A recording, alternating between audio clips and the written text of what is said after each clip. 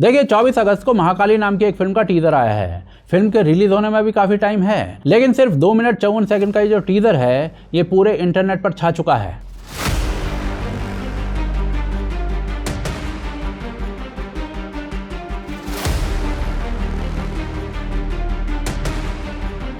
और ये कोई अकेली फिल्म नहीं है, बल्कि एक पूरा कल्चरल सिनेमैटिक यूनिवर्स बनाया जा रहा है, जिसकी पहली फिल्म हनुमान थी।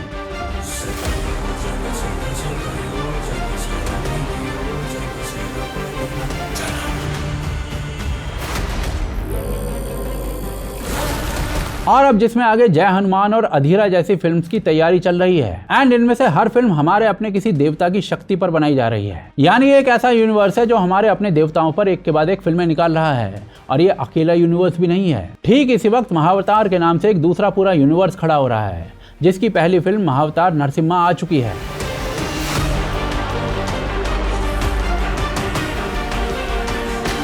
और जिसका अगला पार्ट भगवान परशुराम के ऊपर बन रहा है, और जिसके आगे भी भगवान विष्णु के सारे अवतारों पर एक के बाद एक फिल्में आनी बाकी हैं।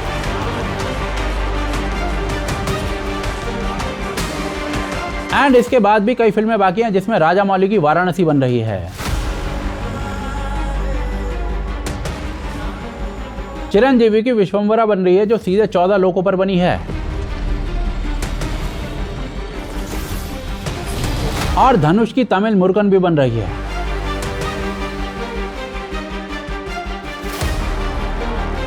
यानी अलग अलग स्टूडियोज अलग अलग भाषाओं में एक ही वक्त पर एक ही तरीके की फिल्में बना रहे हैं, और वो काम कर रहे हैं जो सबसे पहले हो जाना चाहिए था, यानी अपने कल्चर की कहानियों को गौरव के साथ पर्दे पर दिखाना। और इन सब चीजों को देखकर उर्दूवुड के ऊपर इतना दबाव बन चुका है कि जो इंडस्ट्री सालों से हमारे कल्चर का सिर्फ मजाक उड़ाती आ रही थी, आज वही उसी कल्चर से पैसा बनाने के लिए मजबूर हो चुकी है। आज वही इंडस्ट्री रामायण बना रही है, वही इंडस्ट्री चामुंडा बना रही है। और अभी सबसे ताजा मामला है दुर्गा माँ की लोक कथाओं पर बनी व्यान फिल्म का, जो अगले महीने रिलीज हो रही है। हमारी रक्षक है वो, जिनकी शेर सवारी है। तो भाई साहब, ऐसे में सवाल उठता है कि जिस उर्दूवुड ने सालों तक हमारे कल्चर को सिर्फ मजाक बनाकर पेश किया, आज साउथ का सिनेमा उसे कैसे खा रहा है, और आज उर्दूवुड के पास बदलने के अलावा कोई और रास्ता क्यों नहीं बचा है। आइए सब जानते हैं इस वीडियो में।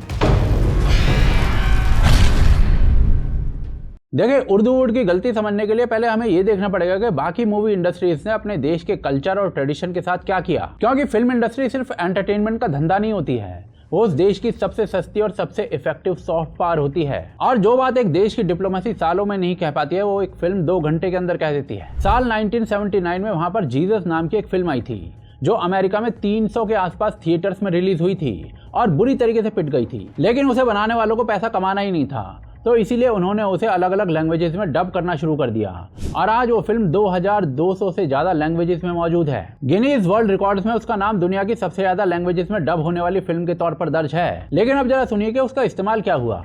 मिशनरी लोग जो थे वो प्रोजेक्टर और फिल्म की रील उठाकर अफ्रीका, एशिया और लैटिन अमेरिका के दूर दूर के गाँवों तक जाते थे, जहां रात में एक चादर टांगकर वो फिल्म मुफ्त में दिखा दी जाती थी। 1980s में उसका हिंदी डब वर्जन जो था वो भारत में भी दिखाया गया, और कहा जाता है कि उसे 2 करोड़ से ज्यादा लोगों ने देखा। ये लोग आज खुद दावा करते हैं कि उनकी इस फिल्म को देखने के बाद अनेकों लोगों ने भारत के अंदर तक अपना धर्म बदल लिया था। यानी एक ऐसी फिल्म जो थिएटर्स के अंदर 4 पैसे ढंग से नहीं कमा पाई, वो दुनिया की सबसे ज्यादा देखे जाने वाली फिल्म बन गई थी। क्योंकि वो एक फिल्म थी ही नहीं, वो एक टूल था। जो काम एक मिशनरी गांव-गांव जाकर बोलकर नहीं कर पाता, वो काम एक प्रोजेक्टर ने 2 घंटे में कर दिया था। और जब उन्हें समझ आ गया था कि ये चीज काम करती है, तो उन्होंने इससे भी पैसा बनाना शुरू कर दिया। 2004 में मेल गिब्सन की the passion of the Christ आई, जो पूरी की पूरी कहानी अरमेनिक और लैटिन भाषा में थी। कोई बड़ा स्टूडियो इसको लेने के लिए तैयार नहीं था, क्योंकि सबका कहना था कि एक रिलीजियस फिल्म, वो भी एक मरी हुई लैंग्वेज पर, कौन देखेगा। पर $30 मिलियन में बनी ये फिल्म $600 मिलियन से ज्यादा कमा गई थी। इससे पहले बैन हर आ चुकी थी, जिसने 11 ऑस्कर्स जीते थे,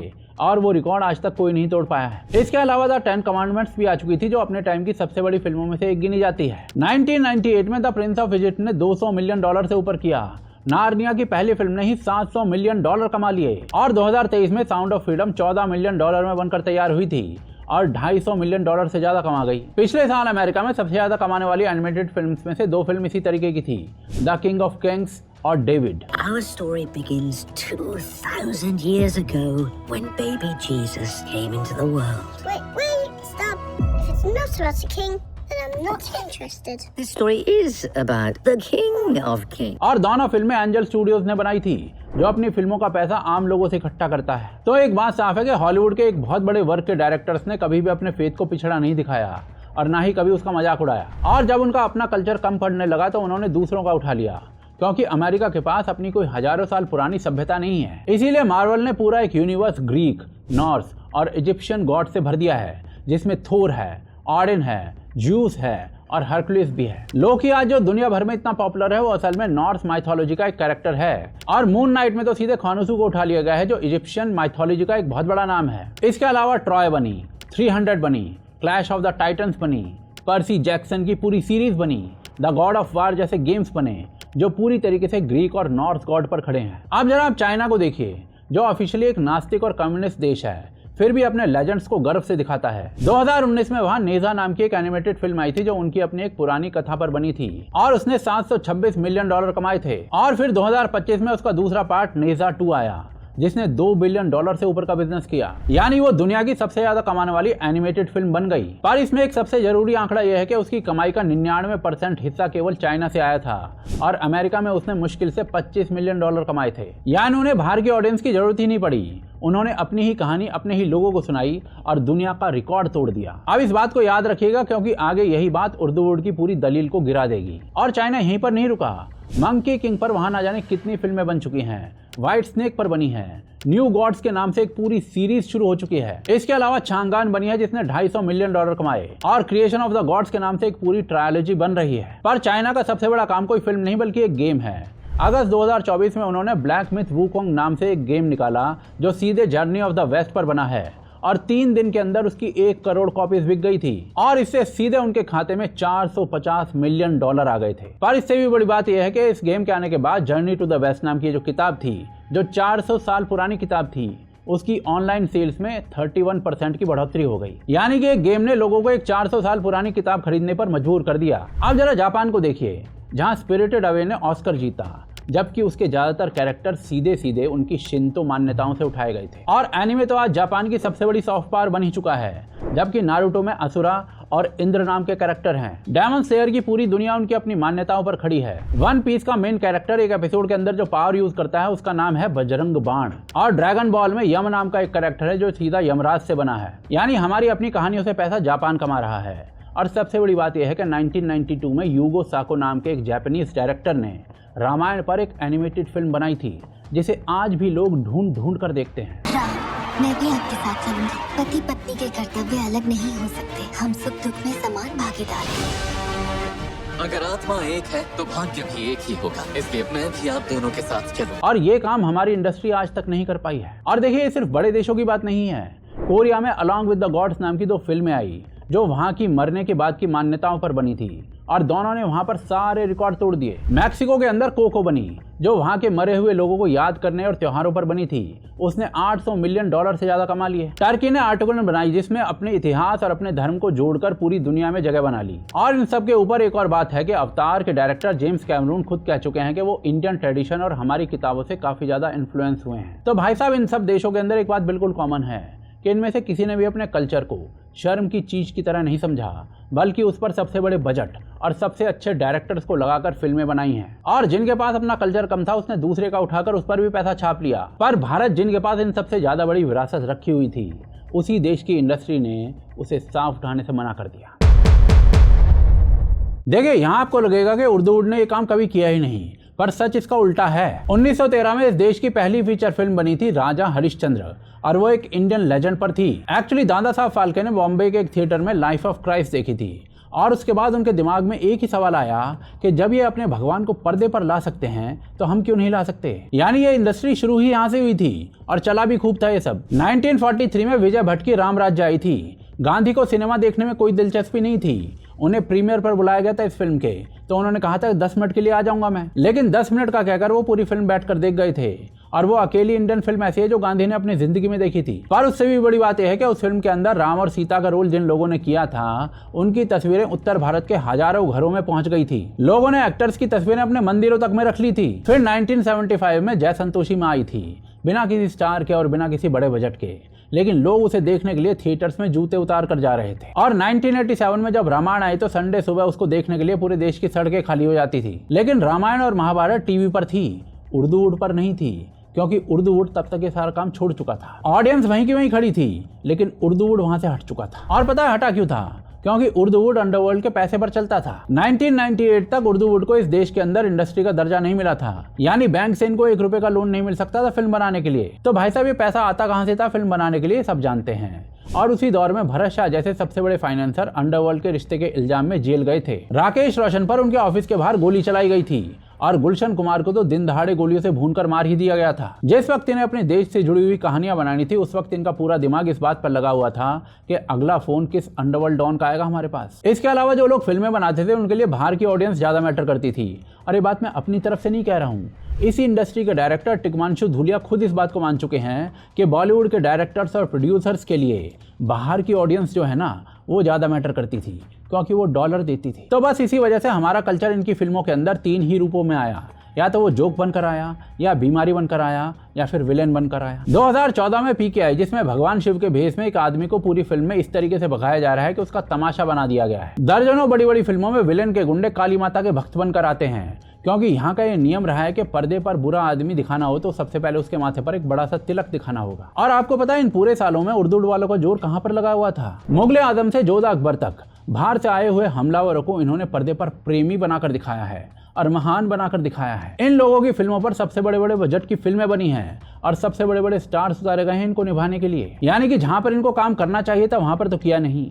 और जहां पर नहीं करना चाहिए था वहां पर पूरी इंडस्ट्री ने अपने पूरे गूदे का जोर लगा दिया। बाकी कुछ लोगों ने भारत से जुड़ी हुई कहानियों पर कुछ बनाया भी, तो नतीजा और ज्यादा शर्मनाक निकला। आदि पुरुष का बजट 500 करोड़ बताया गया था, लेकिन उसके VFX इतने घटिया थे कि उसे 20 साल पुराने वीडियो गेम से कंपेयर कर दिया लोगों ने। और भगवान राम और हनुमान से ऐसी ऐसी लाइंस बुलवा दी गई जो अगले दिन ही मीम बन गई थी। यानी 500 करोड़ रुपए खर्च करके इन्होंने भगवान राम की कहानी को एक मजाक बना दिया। ब्रह्मास्त्र के VFX जैसे भी थे वो अलग बात है, पर उसे लिखा इतने बचकाना तरीके से गया था कि जो चीज खड़ी होनी चाहिए थी वो भी खड़ी नहीं हो पाई। पूरी फिल्म के अंदर आलिया भट्ट शिवा शिवा चिल्लाती रही है। और सबसे बड़ी बेशर्मी तब दिखी जब द कश्मीर फाइल्स और द केरला स्टोरी आई, जिसमें उन लोगों की कहानी थी जिन्हें ये इंडस्ट्री 30 साल से भूली बैठी थी। यही लोग सबसे पहले इन फिल्मों को प्रोपेगेंडा कहने निकल पड़े। बस इसीलिए 100 साल में इस इंडस्ट्री ने नरसिंह पर कोई फिल्म नहीं बनाई, भगवान परशुराम पर कोई फिल्म नहीं बनाई, और भगवान राम पर भी कुछ ऐसी फिल्में बनाई जिन्हें लोग गर्व से देख भी ना सकें। 80% हिंदू आबादी वाले देश के अंदर इतनी बड़ी विरासत हाथ में रखकर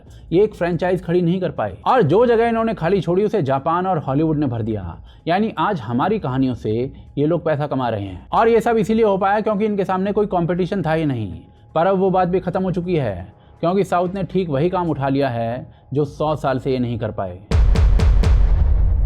देखिए, जिस काम को उर्दू वुड ने 50 सालों तक टाला, उसे साउथ ने पिछले 10 साल में एक एक कर पूरा करना शुरू कर दिया है। और इसकी शुरुआत बाहुबली से हुई, जिसके सिर्फ पहले पार्ट को बनाने में 2.5 साल लग गए थे। फिर 2022 में कांतारा आई, जिसका बजट सिर्फ 16 करोड़ था और जिसने 400 करोड़ से ऊपर का बिजनेस कर दिया, यानी अपने बजट का 25 गुना। फिर कांतारा चैप्टर 1 आई, जिसका बजट 125 करोड़ था और जिसने 835 करोड़ कमाकर पूरे साल की सबसे बड़ी इंडियन फिल्म होने का नाम कमा लिया। इसी साल मलयालम में लोका नाम की फिल्म आई, जिसमें प्रोपेगेंडा तो था, लेकिन फिर भी वो अपनी वहाँ की लोक कथाओं पर बनी थी, तो ये फिल्म भी अपने बजट से कई गुना निकाल गई। और इससे पहले 2022 में मलक्कपुरम नाम की एक छोटी सी मलयालम फिल्म आई थी, जो एक बच्ची की सबरीमला यात्रा पर थी, और उसने भी बहुत पैसा छापा। तेलुगु में कार्तिकेय 2 आई, जो कि भगवान कृष्ण से जुड़ी हुई एक कहानी पर थी, और वो हिंदी बेल्ट में भी चल गई थी। फिर जनवरी 2024 में प्रशांत वर्मा की हनुमान आई, जिसका बजट 40 करोड़ के आसपास था, जिसमें कोई बड़ा स्टार नहीं था, और जो उसी हफ्ते बड़ी फिल्म्स के सामने उतरी थी। फिर भी उसने 300 करोड़ से ऊपर का बिजनेस कर लिया। अब आपको लग सकता है कि ये तो एक आध बार की बात है,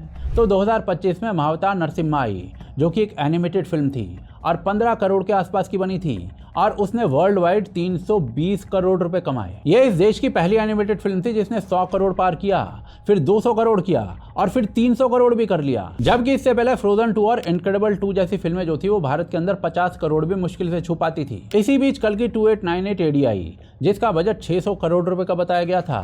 फिल्म बस ऐसी ही थी, लेकिन उसने भी वर्ल्ड वाइड 1000 करोड़ पार करके नॉर्थ अमेरिका में सबसे अच्छी ओपनिंग की जगह बना ली। अब इन सबको एक साथ रखकर देखिए, 15 करोड़, 16 करोड़, 40 करोड़, 125 करोड़ और 600 करोड़, ये सारे बजट की फिल्में चल गई। यानी उर्दू वुड जिन दो चीजों के पीछे 50 साल से छुपा हुआ था कि ऑडियंस नहीं है और पैसा नहीं है, वो दोनों ही तैयार बैठे हैं। तो आपको पता है असली फर्क कहां पर था? कांतारा में जब हीरो को पता चलता है कि उसके अंदर कोई शक्ति है तो फिल्म उस बात पर खुद यकीन करती है। वो उस सीन को समझाने नहीं बैठती और ना ही उस पर हंसती है। RRR में राम वाला हिस्सा किसी मजाक का सेटअप नहीं है। कल्कि में जब अश्वत्थामा कुरुक्षेत्र को दोबारा से जी रहा होता है तो वो पूरा का पूरा हिस्सा बाहर किसी देश में बैठे किसी क्रिटिक के दिमाग तक पहुंचता है। साउथ के एक्टर्स अपनी फिल्म को लेकर यूपी और बिहार के शहरों तक और छोटे छोटे कस्बों तक जा रहे हैं, यानी उसी ऑडियंस के बीच जाते हैं जिसे उर्दू वुड ने 20 साल पहले ही छोड़ दिया था। अब आते हैं महाकाली पर। इस फिल्म का विलेन कोई गढ़ा हुआ करैक्टर नहीं है बल्कि शुक्राचार्य है, जिनकी पूरी जिंदगी हजारों साल पहले लिखी जा चुकी है। उनका बचपन अंगिरस के आश्रम में बीता था, जिनके वो सबसे होनहार शिष्य थे, पर उनके सामने उनके गुरु का अपना बेटा बृहस्पति बैठा हुआ था और वही कंपैरिजन उनको अंदर से तोड़ता है। फिर शुक्राचार्य देवताओं का गुरु बनने की इच्छा लेकर इंद्र के दरबार में पहुंचे और वहां भरी सभा में उनसे कह दिया गया कि तुम्हारी माँ तो दैत्य कुल से है, इसलिए तुम्हें यह जगह नहीं मिल सकती। और इसी एक बात के बाद उन्होंने अपना पूरा पासा पलट दिया। इसके बाद उन्होंने पेड़ से उल्टा लटककर हजारों साल तक तपस्या की और संजीवनी विद्या हासिल की, जिसके बाद वो मरे हुए को भी दोबारा से जिंदा कर सकते थे। और आखिर में वो कच वाला हिस्सा आता है जिसमें वो ये जानते हुए भी कि उनकी अपनी जान चली जाएगी, वो अपनी बेटी की जिद के आगे झुक जाते हैं। यानी एक ऐसा किरदार है जिसके पास ताकत भी है, ज्ञान भी है, अपनी वजह भी है और अपना दर्द भी है। और ये सब किसी राइटर को बैठकर लिखना नहीं है, बल्कि ये सब हमारे पास पहले से मौजूद है। टीजर में जो सवाल पूछा गया है वो भी कोई डायलॉग नहीं है जिसे किसी ने बैठकर लिख दिया हो। वो सवाल इन्हीं कहानियों में सदियों से मौजूद है। और ये सब सिर्फ एक शुक्राचार्य की बात नहीं है, क्योंकि मार्वल ने 40 साल लगाकर एक यूनिवर्स खड़ा किया और उसके लिए उन्हें हर किरदार को जीरो से लिखना पड़ा कि थैनोस कहाँ से आया था, उसकी सोच क्या थी, उसका दर्द क्या था। हॉलीवुड ने ग्रीक और नॉर्स कहानियों से ट्रॉय बनाई, 300 बनाई और गॉड ऑफ वॉर जैसे गेम्स बनाए, जबकि उनके पास तो कुछ ही किरदार थे। और हमारे यहाँ ऐसे हजारों किरदार हैं जिनकी पूरी कहानियाँ, पूरा बैकग्राउंड और पूरा कॉन्फ्लिक्ट पहले से लिखा हुआ है। हनुमान का पूरा यूनिवर्स मौजूद है, विष्णु के 10 अवतार मौजूद हैं, शक्ति की पूरी परंपरा मौजूद है, असुरों की अपनी पूरी दुनिया मौजूद है और इसके बीच के रिश्ते भी सदियों से लिखे गए हैं। मार्वल को इंटरकनेक्टेड यूनिवर्स बनाने के लिए कॉमिक्स के हजारों पेजेस लिखने पड़े थे और हमारे पास वो यूनिवर्स पहले से तैयार खड़ा है। अब जरा सोचिए कि अगर ये सब उसी स्केल पर पर्दे पर आ जाए जिस स्केल की ये कहानियां हमेशा से रही हैं, तो होगा क्या? तो भाई साहब, उस कंडीशन में ये सिर्फ इंडिया के बॉक्स ऑफिस की बात नहीं रहेगी, क्योंकि जो नेजा ने चाइना के लिए किया था, जो एनिमे ने जापान के लिए किया था, वही काम ये कहानियां भारत के लिए कर सकती हैं। और इस समय ना एक साथ कई लोग ये काम उठा रहे हैं। महाकाली 8 जनवरी 2027 को आ रही है। उसी महाअवतार यूनिवर्स में परशुराम पर काम चल रहा है और उसके आगे कई और अवतारों पर फिल्म प्लान्ड हैं। राजा मौली की वाराणसी आ रही है, चिरंजीवी की विश्वम्भरा आ रही है जो सीधे 14 लोकों पर बनी है, और धनुष की तमिल मुर्गन भी आ रही है। यानी 3 अलग अलग स्टूडियोज, अलग अलग भाषाएं, अलग अलग डायरेक्टर्स और एक ही वक्त में एक ही दाव फेंक रहे हैं। और इसका असर आंकड़ों पर भी दिख रहा है, क्योंकि CIA की रिपोर्ट के मुताबिक पिछले 3 साल में पूरे देश के बॉक्स ऑफिस का 62% हिस्सा अकेले साउथ से आ रहा है। और अकेले होमले फिल्म्स ने पिछले 1 साल में महाअवतार नरसिम्हा और कांतारा चैप्टर 1 दोनों देकर 1000 करोड़ के आसपास कमाए हैं। और यही वजह है कि आज उर्दू वुड के पास बदलने के अलावा कोई रास्ता नहीं बचा है। नीतीश तिवारी की रामायण बन रही है और मैडोक की चामुंडा और शक्तिशालिनी भी लाइन में है। पर भाई साहब, ये सुधार नहीं है, ये मजबूरी है। ये लोग तब नहीं हिले जब सालों तक ऑडियंस शिकायत करती रही, ये तब हिले जब पैसा हिलना शुरू हो गया। जबकि आयरनी ये है कि 113 साल पहले इसी इंडस्ट्री की शुरुआत एक इंडियन लेजेंड की स्टोरी पर हुई थी और आज उसी इंडस्ट्री को ये सब सीखने के लिए बाहर देखना पड़ रहा है। बाकी आपको क्या लगता है कि क्या रामायण से उर्दू वुड वाकई बदल रहा है, या फिर ये सिर्फ एक नया कॉस्ट्यूम है जो चल गया तो पहन लेंगे और नहीं चला तो उतार कर जला देंगे? कमेंट्स के माध्यम से आप हमें बता सकते हैं। साथ ही साथ इस वीडियो को शेयर कीजिए और लाइक कीजिए। इसके अलावा चैनल को सब्सक्राइब कीजिए। सपोर्ट करने के लिए patreon.com और UPI है, जिनके लिंक आपको डिस्क्रिप्शन और पिन कमेंट में मिल जाएंगे। तब तक के लिए जय हिंद, जय भारत।